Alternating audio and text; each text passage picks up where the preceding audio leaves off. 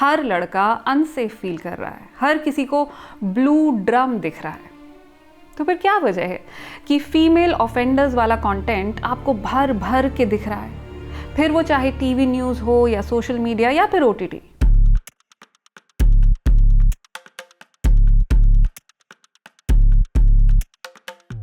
आंखें बंद करिए और ज़रा सोच कर देखिए, आपके आस पड़ोस में, आपके गली मोहल्ले में कितनी बार आपको किसी के घर से लड़ाई झगड़े की आवाज़ सुनाई दी है? कितनी बार उस झगड़े में आपने महिला को पिटते और कितनी बार पीटते हुए देखा है? इसके बाद अखबार उठाइएगा, 5वां 7वां पेज जिसे आप अक्सर स्किप कर देते हैं, जिस पर आपके शहर और आसपास के इलाकों की क्राइम की खबरें छपी होती हैं, छोटी छोटी सी, जिन पर आप बहुत ज़्यादा ध्यान नहीं देते, क्योंकि कौन बार बार पढ़े वही, कहीं चोरी हो गई, कहीं कत्ल हो गया, कहीं किसी का रेप हो गया, वगैरह वगैरह। एक बार ज़रा इन्हें ध्यान से देखकर हिसाब लगाइएगा कि कितने क्राइम लड़कियों ने और कितने लड़कों ने किए। देखिए, दुनिया भर में हत्या के ज़्यादातर शिकार पुरुष होते हैं। 2023 का आंकड़ा उठाकर देखेंगे तो कुल जो हत्याएं हुई उनमें लगभग 80% पुरुष थे और 20% महिलाएं। लेकिन पुरुषों की हत्याएं करने वाले भी ज़्यादातर पुरुष ही थे, और जिन महिलाओं को मारा गया उनमें से लगभग 60% की जान उनके साथी या परिवार के सदस्य ने ली थी। तो महिलाओं द्वारा हिंसा के मामले दरअसल बहुत कम हैं, पर इसी वजह से उनमें इंटरेस्ट सबसे ज़्यादा रहता है। सीरियल मर्डर्स पर रिसर्च करने वाली अमेरिकन साइकोलॉजिस्ट मरीसा हैरिसन अपनी रिसर्च में लिखती हैं कि जब किसी अपराध में महिला का नाम आ जाए तो बाय डिफ़ॉल्ट लोगों का इंटरेस्ट उस क्राइम स्टोरी में बढ़ जाता है। क्यों? क्योंकि ऑडियंस को सीधे उसकी पर्सनल लाइफ में झांकने का, उसे जज करने का मौका मिल जाता है। क्राइम कुछ भी हो, सबसे पहले कैरेक्टर असैसिनेशन किया जाता है।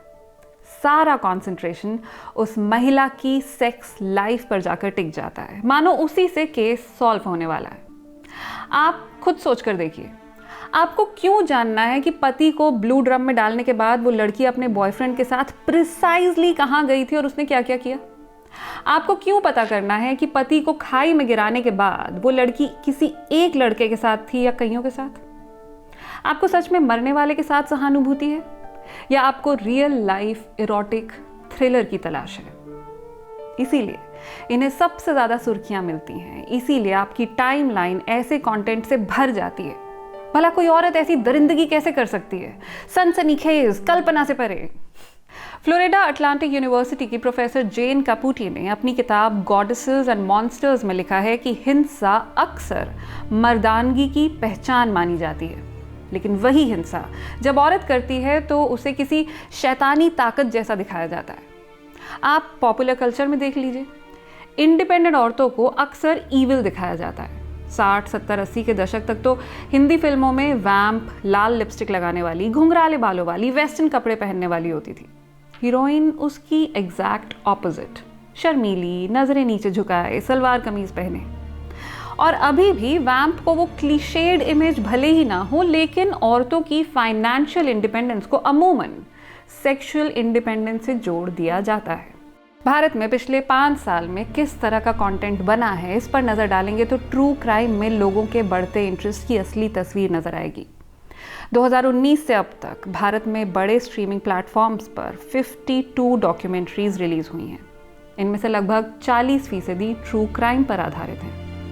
एरिज़ोना स्टेट यूनिवर्सिटी के psychologist doctor Colton स्क्रिवनर morbid curiosity को इसकी वजह बताते हैं। मॉर्बिड क्यूरियोसिटी यानी डरावनी, सनसनीखेज ऐसी चीज़ों को जानने की जिज्ञासा जिन्हें अमूमन टबू माना जाता है, जिन पर खुलकर बात नहीं होती। सेक्स और वायलेंस इन्हीं का बड़ा हिस्सा है, और साइकोलॉजी का ये ट्रेट अब स्क्रिप्ट राइटर्स की समझ में आ गया है, इसलिए आपको भर भर के खून दिखाया जाता है। फिर जब आप असल ज़िंदगी में कोई ऐसी खबर पढ़ते हैं जिसे आम तौर पर आप OTT पर देखते हैं, तो आपके लिए रियल और वर्चुअल में अंतर खत्म होने लगता है, क्योंकि असली हो या काल्पनिक, दोनों ही कहानियां आपको आपकी स्क्रीन पर ही दिख रही हैं। और हम इंसानों को कुदरत ने एक खास हुनर दिया है, पहेलियां सुलझाने का। आप एक छोटे से बच्चे को, जिसने अभी बोलना भी ना सीखा, उसे जिगसॉ पजल दीजिए, वो उसके टुकड़े जोड़ने लगेगा। बच्चे थोड़े बड़े हो जाते हैं तो उन्हें ट्रेजर हंट्स में मज़ा आने लगता है। बड़े होकर हमें क्राइम नॉवेल्स पढ़ने में, थ्रिलर्स देखने में मज़ा आता है, क्योंकि ये एक इंसानी ट्रेट है। हमें राज पता करने होते हैं, पहेलियाँ सुलझानी होती हैं। और क्योंकि हम इंसान इस ट्रेट के साथ पैदा हुए हैं, इसलिए इस तरह का कंटेंट कोई नई बात नहीं है। 17वीं सेंचुरी इंग्लैंड में तो इश्तिहार बटा करते थे, अखबार आ चुका था तब तक, लेकिन उसमें सिर्फ फॉरेन अफेयर्स और पॉलिटिक्स ही छपती थी, लोकल क्राइम स्टोरीज नहीं। तो सिंगल पेज पैम्फलेट बिका करते थे। इन्हें उस ज़माने में ब्रॉड साइड कहा जाता था। इनमें लोकल कोर्ट में चल रहे मुकदमों की कहानियाँ छपती थी। और आपदा में अफसर तो ऐसा खोजा हुआ था इन्हें छापने वालों ने कि जब कोई फांसी लगने वाली होती थी तो ज़्यादा कॉपीज प्रिंट करते थे। फोमो उस ज़माने के लोगों में भी था। सबको पता करना होता था कि फांसी क्यों लग रही है, ऐसा क्या कर दिया। और अगर कहीं लव का एंगल और स्पेशली ट्रायंगल आ जाए तब तो बस स्काई रॉकेट सेल्स। फॉर्मूला अब भी वही है, किसी को टीआरपी तो किसी को व्यूज चाहिए। कोई 1 मिनट की रील बनाकर आपकी मॉर्बिड क्यूरियोसिटी सेटिस्फाई करेगा, तो कोई 1 घंटे की डॉक्यूमेंट्री बनाकर। इंग्लैंड में भी यही हुआ था। जब देखा गया कि 1 पेज के पैम्फलेट से लोगों की क्यूरियोसिटी सेटिस्फाई नहीं हो रही है, तो पेज बढ़ा दिए गए, 1 से 6, 6 से 12, 12 से 24।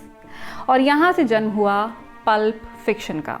टैरेंटिनो वाली पल्प फिक्शन नहीं, असली वाली, वो जो रेलवे स्टेशन पर सस्ती सी क्राइम नॉवेल्स मिलती, वो पल्प, क्योंकि कागज़ लकड़ी के पल्प से बनाया जाता था और ये कागज़ खासकर बहुत हल्की क्वालिटी का होता था, ताकि कीमत कम रहे और हर कोई इसे खरीद सके।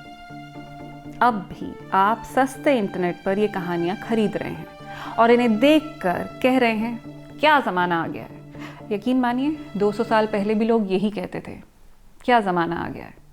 और by the way, pulp fiction हो या ओटीटी सीरीज़, रिसर्च दिखाती है कि लड़कों के मुकाबले लड़कियां इनमें ज़्यादा इंटरेस्ट दिखाती हैं। जानते हैं क्यों? क्योंकि वो सबकॉन्शियसली खुद को तैयार कर रही होती हैं उस खतरे के लिए जो शायद उन पर आ सकता है। वो विक्टिम के साथ रिलेट कर पाती हैं। कई बार तो वो स्क्रीन पर वो सब देखती हैं जो शायद उनके साथ भी घटा है, लेकिन जिसके बारे में उन्होंने किसी से बात नहीं की। अब आप बताइए, स्क्रीन पर वायलेंस दिखाने की क्या कोई लिमिट होनी चाहिए? How much is exactly too much? और अगर आप लड़के हैं तो ये भी बताइएगा कि ब्लू ड्रम से क्या वाकई आपको भी डर लगने लगा? मैं मिलूंगी आपसे अगली बार। नमस्कार।